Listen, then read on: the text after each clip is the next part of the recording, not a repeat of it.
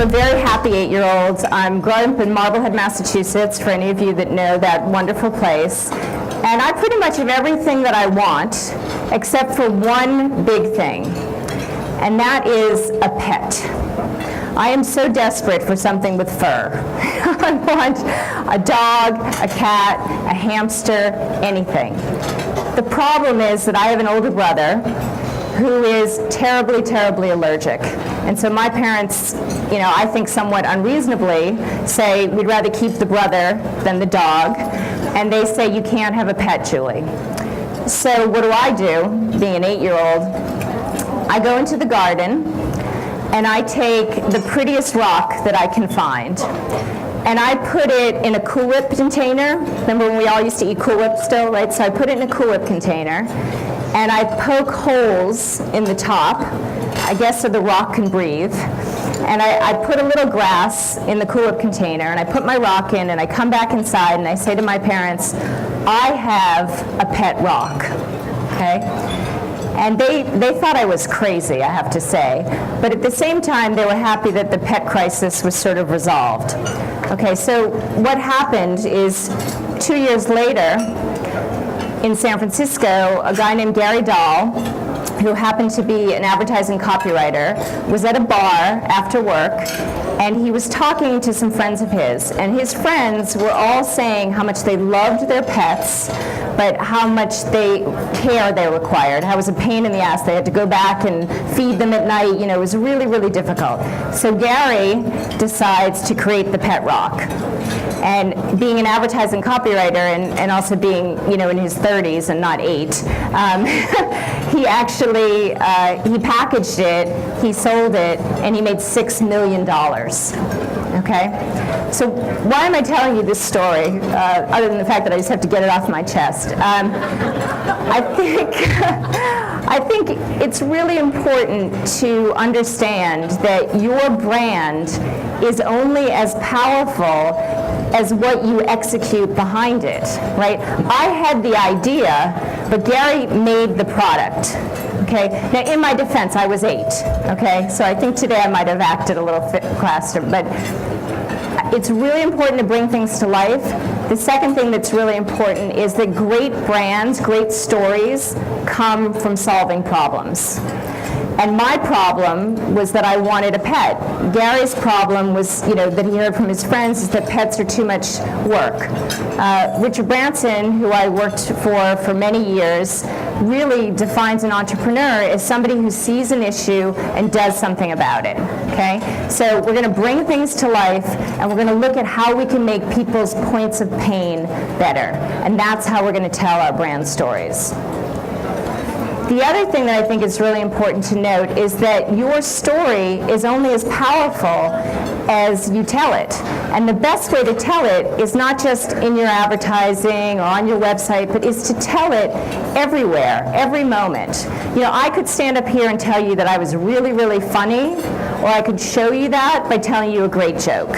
Right? So in branding, you have to show, not tell.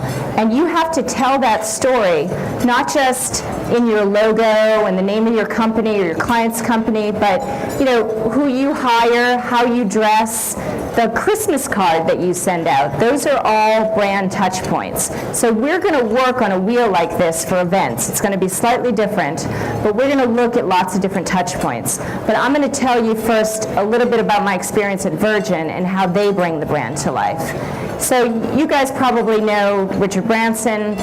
He started this company, which is in everything from mobile phones to airplanes to spaceships, banks.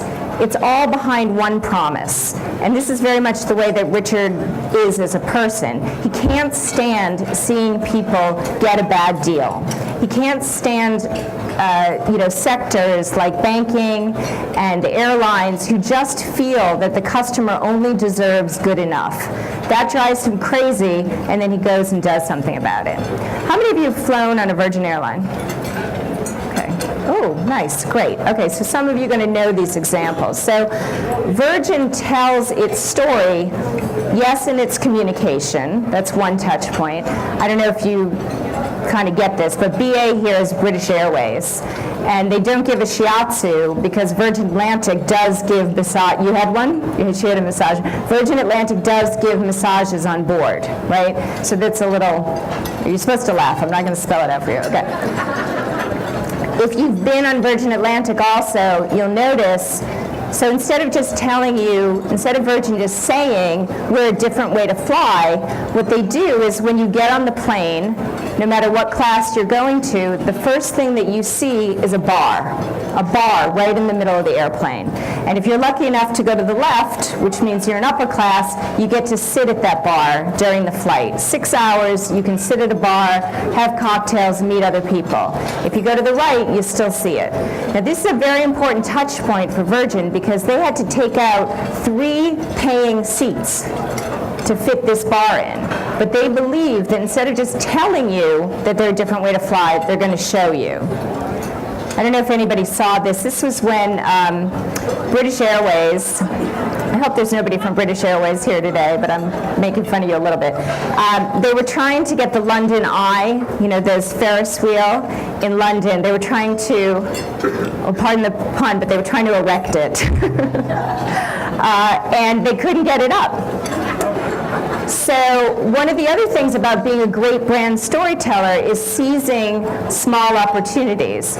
So Virgin happens to own a very small company that gives balloon rides. It's called Virgin Balloons. So Richard called the Virgin Balloons guys and said, you've got to put this on your balloon and you've got to go over the London Eye. And it got millions of pounds of publicity just from that. The other thing that I think is really important to remember, and I want you to think about this when you do your exercise, is there are moments in the customer journey and the brand experience that we totally take for granted. So when you're on an airplane, what color is a vomit bag normally? White, right? And it's usually plain. And it is a federal requirement that it be in the seat pocket in front of you. So most brands totally overlook this opportunity to actually have some messaging. But Virgin Atlantic actually brands them with some clever copy about, you know, why did air travel have to be, when did it get so bloody awful? You know, they took away the pretzels and the peanuts, all 8 of them, right? So I want you to think, this is going to sound really strange, but I want you to think about your own companies. What is your barf bag moment? Okay? What is your moment when you have a piece of communication that goes out to a customer or an event attendee that is completely plain, but doesn't need to be? It's an opportunity to have some of that brand storytelling. Now, who's been on Virgin America specifically? Okay, so the other way that Virgin America tells their story is through the product and through the technology. So who hates to fly here? Okay, over there, me too. So a lot of people don't like to fly. So what happens when you get on an airline? They confirm that fear of flying by having lighting that makes you feel like you're about to have your appendix removed, right? But on Virgin, they have mood lighting. Right away you walk in, you feel relaxed. They have technology in the seat backs that allows you to eat and to order your dinner or lunch whenever you want in the flight. It's not rocket science technology, believe me. It's the kind of technology that you can find in the touch screens in your taxi cabs. They just use it in a way to make the customer experience better. These are wonderful too. These are just headphones that instead of being gray are branded Virgin America right here, and they're beautiful colors. And I've actually seen people, because these are sold before you get on the plane, there's like an honor system drop box. I've seen people from JetBlue and Delta run across, buy the Virgin headphones, and go back on their flight, which is okay because they're branded, right? So it's a little bit of branding. I don't know if you've seen these, those of you who've flown Virgin Atlantic. These are salt and pepper shakers, and they're served on the tray in premium economy and upper class. And people were stealing them because they're really cute, right? So they were just, I have a purse full of pepper because I put 2 in my purse. But instead of saying to people like they would on some other airlines, oh, no, sorry, Mrs. Cottineau, you know, you need to put those back. They branded them. It says underneath here, it's hard to see, but it says pinched from Virgin Atlantic, right? So people go back home, they serve them at brunch, the people come over, they say, oh, these are adorable, where did you get them? They turn them over, they say Virgin Atlantic. Now, why am I telling you this? Again, think about the moments in your own customer journey, in your own event journey, where you have those opportunities to give that little bit of discovery, that little bit of a wink. And 2 more touch points I want to talk about, and soon you guys are going to do a little bit of work. This is your employees. I mean, you know this. The people that work at your event represent the brand, right?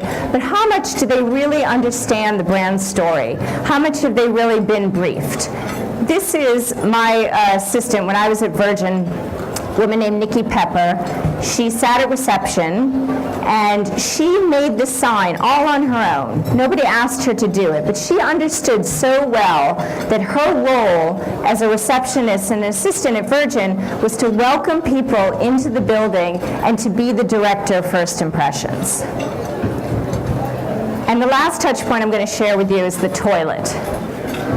And I actually think this is a really, really, really important touch point that is completely overlooked by most people. Now, I'm sure so many of you have been to a restaurant that promises high quality, great food, and what happens is they spend a lot of money advertising that, and then you go into the bathroom, and it's a mess, right? And all of that brand storytelling that they've done for lots of money is really just erased in 1 second. So this is a picture I took with my flip cam. It's the Virgin headquarters in the UK, and it says over the toilet paper, this is the only authorized Virgin ripoff. Now go wash your hands. Okay? Now why would you bother to brand a bathroom? I think you bother because you really understand the value of storytelling, and you understand that, who uses a bathroom at the headquarters, right? Employees and visitors. And those people are potentially really important brand ambassadors, but they have to understand the power of the brand. Now, I hope that I've communicated the importance of storytelling in lots of different touch points. I'm going to give you a really important lesson now about how you can do it more creatively. And I'm going to tell you another personal story. This time I'm in my 30s, so we're fast forwarding. And I was at Newark Airport, and I was about to get on my plane. This is when I was a brand consultant, and I was running from my plane, and I was kind of like thinking about everything and nothing at once. And I remember I looked up and I saw this 747 with these golden arches on the tail fin. And I remember very distinctly, this is, my son's now 11, he was 1 then. I remember thinking, wow, that makes perfect sense. And I wasn't necessarily thinking, okay, this airline's going to serve Happy Meals. I was thinking, if the folks from McDonald's ran an airline, I bet it would be better value, more family-friendly. Maybe it would go to Florida or other family-friendly destinations. And I started to get really excited about that airplane. In fact, I started to get more excited about that airplane than the Continental jet I was about to board. And the reason I remember it was Newark is because right after 9/11, they rebuilt the Continental Terminal, and the food court is on the inside. And what I thought I was seeing was actually just the reflection of the neon McDonald's sign on a window, and there happened to be an airplane parked behind it. I swear to God. But in that 30 seconds that I thought it existed, I thought, wow, that's really interesting. That's a really creative way to get people to think outside of the box. Airlines should stop worrying about what Delta and United and Continental are doing. They should look at other great brands. And that's how I created a methodology, which we're going to do in a couple minutes, called BrandTwist.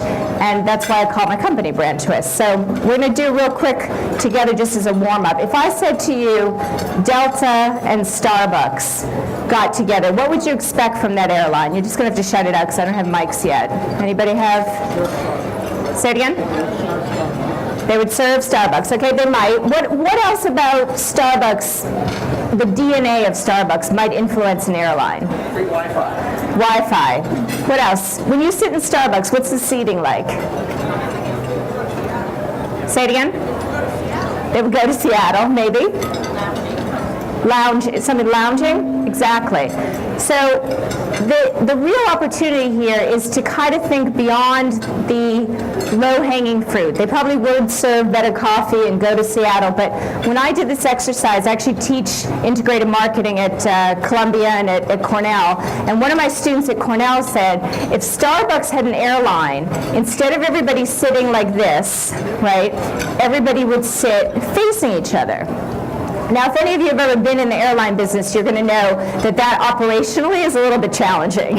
There's a reason why we sit like sardines, so you can get more people on the plane. But has anybody seen this from KLM? This came out about 6 months ago. It's a program that they're piloting where you can opt to let people know ahead of time through social networking that you're going to be on the flight, and you can pick your seatmate. So you can look at somebody's LinkedIn profile or their Facebook profile, and you can say, I want to sit next to that person. So it's not so far-fetched. What if I said Delta and Apple? What would you think? What would you expect from that airline? Good earbuds. Good earbuds. What else? Think about what Apple really stands for. Innovation, exactly. I don't know if anybody saw the iPad mini that just came out yesterday. I'm in serious covet mode. It's so cool. But you could argue that Virgin America is sort of a twist between a traditional airline and Apple, because Virgin America is very designed in a way that's very intuitive, it's very beautiful, but it's very user-friendly, okay? UPS finally broke out of the box when they stopped worrying about what FedEx did and took a cue from Tiffany's and used the color brown. Tiffany's own blue, UPS became what can brown do for you. This is a product that I worked on. I don't know if anybody with kids remembers it, but it was a colored ketchup that you could write with. And when I first started working with the client, Heinz, instead of saying, oh, what is French's mustard doing and Hellmann's mayonnaise and worrying about other condiments, we said, what are brands that kids love?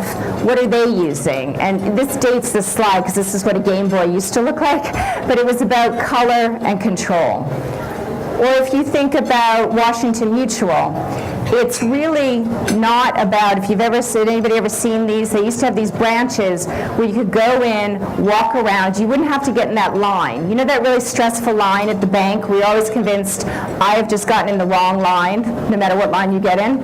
At Washington Mutual, they would acknowledge you, they would say hello, they'd register you, and then you could wander around. And you could wander around and buy some Quicken software or some TurboTax, and then they would call you when it's your turn. So does everybody understand the concept of twisting with other brands? Because you're about to do it. Okay. Any questions? Okay. So this is what you're going to do. We're going to pass out in a minute some sheets, and I know it might be a little bit difficult to eat and talk, but we're running behind, so we're going to have to try to do that. You're going to come up with ideas by picking a brand that you love. And you're going to do this as a table, okay? So it doesn't matter what brand it is. The only thing that I ask is that you're really passionate about it and that it's not in the category that you work in. So if there's anybody here who works for Microsoft or Dell, don't pick Apple, okay? You're going to pick a brand. So let's say we picked Apple. And you're going to think about that whole Apple experience, not just what the product is like I have my MacBook Air here, but what it's like when you walk into an Apple store, how the blue-shirted guys greet you, how they check you out on the handheld, how you might go to the Genius Bar, their advertising, all the different things that are special about Apple. And you're going to actually answer a couple questions on this sheet, write down what makes Apple special. So here I have the design is humanistic, they have those handheld checkouts, they have the Genius Bar, they name everything with an I. And then you're going to think about all the touch points for your event. And this is all written on the sheet, so you don't have to memorize this. And then you're going to come up with a fresh idea as a table. So step one is you're going to think of, as a table, 3 brands you admire, but then very quickly you're going to pick one. Step 2 is you're going to pick this brand and choose one person at the table who can take some notes on the sheet. You're going to answer the questions about the inspirational brand, come up with some innovative ideas, and then we're going to ask any tables that want to share their ideas. Brianna and I will be walking around to help you. You should be getting the sheets right now. I'm hoping they're being passed out. And you have about 15 minutes to finish eating and do this, and then we're going to share.